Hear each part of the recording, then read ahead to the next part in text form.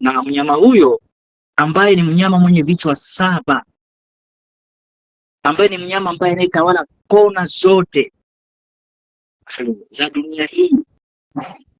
Yani ameweka makao, ameweka vituo, ameweka wafanyakazi wake kila sehemu, na kazi yake kuu ni kupotosha watu. Kwa maana ukisoma katika kitabu cha Wakorintho wa pili mstari wa 4, sura yake ya 4 mstari wa 4, pale inasema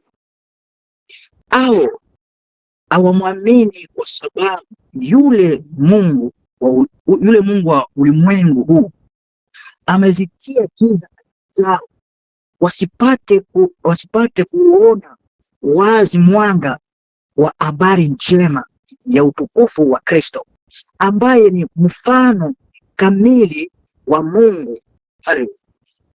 Kwa hiyo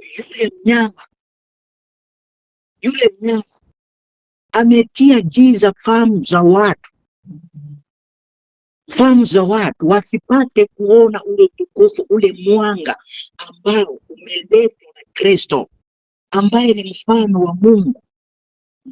Watu wa Mungu, wapo watu ambao shetani anapowatawala, anapopofusha, anapoweka giza katika maisha yao, watu hao hawamuoni Mungu tena, hawaoni tena thamani ya Mungu.